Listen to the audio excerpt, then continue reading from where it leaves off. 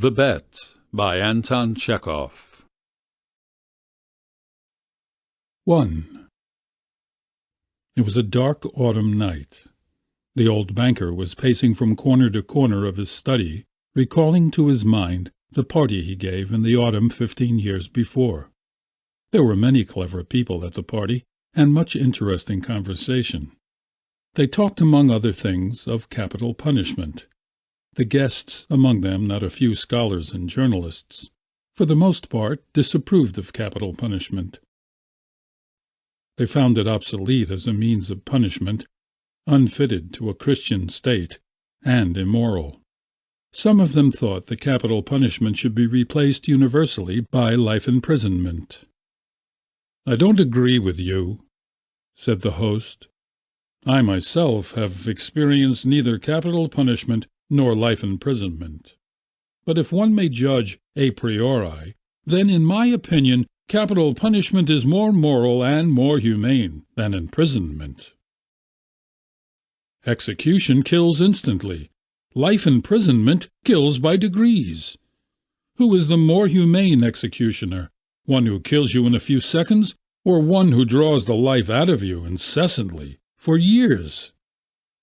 "They're both equally important," remarked one of the guests, "because their purpose is the same, to take away life.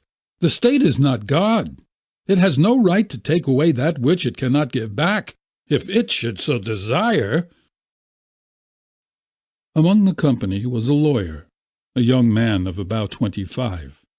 On being asked his opinion, he said, "Capital punishment and life imprisonment are equally immoral.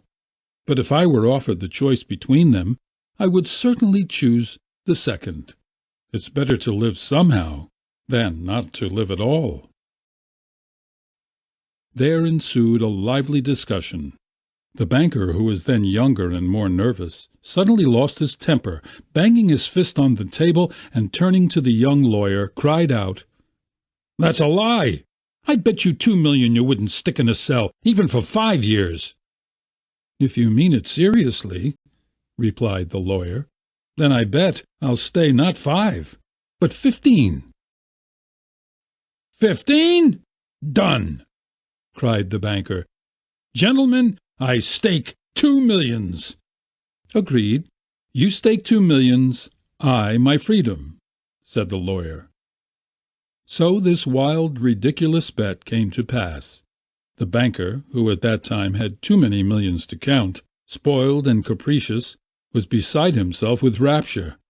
During supper he said to the lawyer jokingly, "Come to your senses, young man, before it's too late.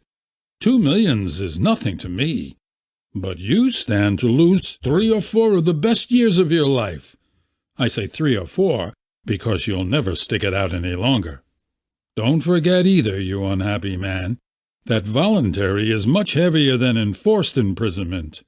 The idea that you have the right to free yourself at any moment will poison the whole of your life in the cell. I pity you." And now the banker, pacing from corner to corner, recalled all this, and asked himself, "Why did I make this bet? What's the good? The lawyer loses 15 years of his life, and I throw away 2 millions. Will it convince people that capital punishment is worse or better than imprisonment for life? No, all stuff and rubbish. On my part it was the caprice of a well-fed man. On the lawyer's, pure greed of gold." He recollected further what happened after the evening party. It was decided that the lawyer must undergo his imprisonment, under the strictest observation, in a garden wing of the banker's house. It was agreed that during the period he would be deprived of the right to cross the threshold, to see living people, to hear human voices, and to receive letters and newspapers. He was permitted to have a musical instrument, to read books, to write letters, to drink wine and smoke tobacco. By agreement he could communicate, but only in silence, with the outside world, through a little window specially constructed for this purpose. Everything necessary, books, music, wine, he could receive in any quantity by sending a note through the window. The agreement provided for all the minutest details, which made the confinement strictly solitary, and it obliged the lawyer to remain exactly 15 years, from 12 o'clock of November 14, 1870, to 12 o'clock of November 14, 1885. The least attempt on his part to violate the conditions, to escape if only for 2 minutes before the time, freed the banker from the obligation to pay him the 2 millions. During the first year of imprisonment, the lawyer, as far as it was possible to judge from his short notes, suffered terrible loneliness and boredom. From his wing, day and night came the sound of the piano. He rejected wine and tobacco. Wine, he wrote, excites desires, and desires are the chief foes of a prisoner.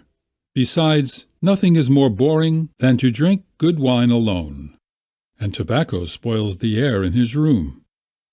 During the first year, the lawyer was sent books of a light character, novels with a complicated love interest, stories of crime and fantasy, comedies, and so on. In the second year the piano was heard no longer, and the lawyer asked only for the classics. In the fifth year music was heard again, and the prisoner asked for wine. Those that watched him said that during the whole of that year he was only eating, drinking, and lying on his bed. He yawned often and talked angrily to himself. Books he did not read. Sometimes at nights he would sit down to write. He would write for a long time, and tear it all up in the morning. More than once he was heard to weep. In the second half of the sixth year, the prisoner began zealously to study languages, philosophy, and history. He fell on these subjects so hungrily that the banker hardly had time to get books enough for him. In the space of 4 years, about 600 volumes were bought at his request. It was while that passion lasted that the banker received the following letter from the prisoner. My dear jailer, I am writing these letters in 6 languages. Show them to experts. Let them read them. If they do not find one single mistake, I beg you to give orders to have a gun fired off in the garden. By the noise I shall know that my efforts have not been in vain. The geniuses of all ages and countries speak in different languages, but in them all burns the same flame. Oh, if you knew my heavenly happiness, now that I can understand them! The prisoner's desire was fulfilled. 2 shots were fired in the garden by the banker's orders. Later on, after the 10th year, the lawyer sat immobile before his table and read only the New Testament. The banker found it strange that a man who, in 4 years, had mastered 600 erudite volumes, should have spent nearly a year in reading 1 book, easy to understand and by no means thick. The New Testament was then replaced by the history of religions and theology. During the last 2 years of his confinement, the prisoner read an extraordinary amount, quite haphazardly. Now he would apply himself to the natural sciences, then he would read Byron or Shakespeare. Notes used to come from him, which he asked to be sent at the same time, a book on chemistry, a textbook of medicine, a novel, and some treatise on philosophy or theology. He read as though he were swimming in a sea among broken pieces of wreckage, and in his desire to save his life was eagerly grasping at one piece or another. 2. The banker recalled all this, and thought, Tomorrow at 12 o'clock he receives his freedom. Under the agreement, I shall have to pay him 2 millions. If I pay, it's all over for me. I am ruined forever.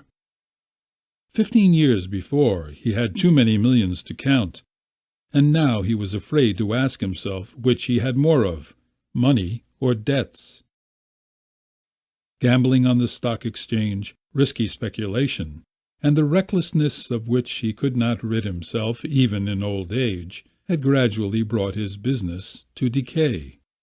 and the fearless, self-confident, proud man of business had become an ordinary banker, trembling at every rise and fall in the market. "That cursed bet!" murmured the old man, clutching his head in despair. "Why didn't the man die? He's only 40 years old. He will take away my last farthing, marry, enjoy life, gamble on the exchange, and I will look on like an envious beggar, and hear the same words from him every day. I'm obliged to you for the happiness of my life. Let me help you." "No, it's too much. The only escape from bankruptcy and disgrace is that the man should die." The clock had just struck 3. The banker was listening. In the house everyone was asleep, and one could hear only the frozen trees whining outside the windows. Trying to make no sound, he took out of his safe the key of the door which had not been opened for 15 years, put on his overcoat, and went out of the house. The garden was dark and cold. It was raining. A damp, penetrating wind howled in the garden and gave the trees no rest. Though he strained his eyes, the banker could see neither the ground, nor the white statues, nor the garden wing, nor the trees. Approaching the garden wing, he called the watchman twice. There was no answer. Evidently the watchman had taken shelter from the bad weather, and was now asleep somewhere in the kitchen or the greenhouse. "If I have the courage to fulfill my intention," thought the old man, "the suspicion will fall on the watchman first of all." In the darkness he groped for the steps and the door, and entered the hall of the garden wing, then poked his way into a narrow passage, and struck a match. Not a soul was there. Someone's bed, with no bedclothes on it, stood there, and an iron stove loomed dark in the corner. The seals on the door that led into the prisoner's room were unbroken. When the match went out, the old man, trembling from agitation, peeped into the little window. In the prisoner's room a candle was burning dimly. The prisoner himself sat by the table. Only his back, the hair on his head, and his hands were visible. Open books were strewn about the table, the 2 chairs, and on the carpet near the table. 5 minutes passed, and the prisoner never once stirred. 15 years' confinement had taught him to sit motionless. The banker tapped on the window with his finger, but the prisoner made no movement in reply. Then the banker cautiously tore the seals from the door, and put the key into the lock. The rusty lock gave a hoarse groan, and the door creaked. The banker expected instantly to hear a cry of surprise and the sound of steps. 3 minutes passed, and it was as quiet inside as it had been before. He made up his mind to enter. Before the table sat a man, unlike an ordinary human being. It was a skeleton, with tight-drawn skin, with long curly hair like a woman's, and a shaggy beard. The color of his face was yellow, of an earthy shade. The cheeks were sunken, the back long and narrow, and the hand upon which he leaned his hairy head was so lean and skinny that it was painful to look at. His hair was already silvering with gray, and no one who glanced at the senile emaciation of the face would have believed he was only 40 years old.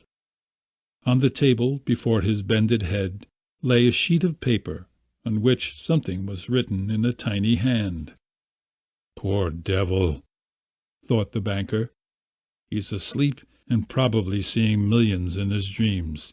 I have only to take and throw this half-dead thing on the bed, smother him in a moment with a pillow, and the most careful examination will find no trace of unnatural death. But first, let us read what he has written here." The banker took the sheet from the table and read, "Tomorrow at 12 o'clock midnight I shall obtain my freedom and the right to mix with people. But before I leave this room and see the sun, I think it necessary to say a few words to you. On my own clear conscience, and before God, who sees me, I declare to you that I despise freedom, life, health, and all that your books call the blessings of the world. For 15 years I have diligently studied earthly life. True, I saw neither the earth nor the people, but in your books I drank fragrant of wine, sang songs, hunted deer and wild boar in the forests, loved women, and beautiful women, like clouds ethereal, created by the magic of your poet's genius, visited me by night, and whispered to me wonderful tales, which made my head drunken. In your books I climbed the summits of Elbruz and Mont Blanc, and saw from there how the sun rose in the morning, and in the evening suffused the sky, the ocean and the mountain ridges with a purple gold. I saw from there how above me lightnings glimmered cleaving the clouds. I saw green forests, fields, rivers, lakes, cities. I heard sirens calling, and the playing of the pipes of Pan. I touched the wings of beautiful devils, who came flying to me to speak of God. In your books I cast myself into bottomless abysses, worked miracles, burned cities to the ground, preached new religions, conjured whole countries. Your books gave me wisdom. All that unwearying human thought created in the centuries is compressed into a little lump in my skull. I know that I am cleverer than you all. And I despise your books, despise all the worldly blessings and wisdom. Everything is void, frail, visionary, and delusive as a mirage. Though you be proud and wise and beautiful, yet will death wipe you from the face of the earth, like the mice underground. And your posterity, your history, and the immortality of your young men of genius will be as frozen slag, burnt down together with the terrestrial globe. You are mad, and gone the wrong way. You take falsehood for truth, and ugliness for beauty. You would marvel if suddenly apple and orange trees should bear frogs and lizards instead of fruit, and if roses should begin to breathe the odor of a sweating horse. So do I marvel you, who have bartered heaven for earth. I do not want to understand you. That I may show you indeed my contempt for that by which you live, I waive the 2 millions, of which I once dreamed as of paradise, and which I now despise. That I may deprive myself of my right to them, I shall come out from here 5 minutes before the stipulated term, and thus shall violate the agreement. When it had read, the banker put the sheet on the table, kissed the head of the strange man, and began to weep. He went out of the wing. Never at any other time, not even after his terrible losses in the exchange, had he felt such contempt for himself as now. Coming home, he lay down on his bed, but agitation and tears kept him a long time from sleeping. The next morning the poor watchman came running to him and told him that they had seen the man who lived in the wing climb through the window into the garden. He had gone to the gate and disappeared. The banker instantly went with his servants to the wing and established the escape of his prisoner. To avoid unnecessary rumors, he took the paper with the renunciation from the table and, on his return, locked it in his safe. End of The Bet by Anton Chekhov. Read by Alan Davis Drake.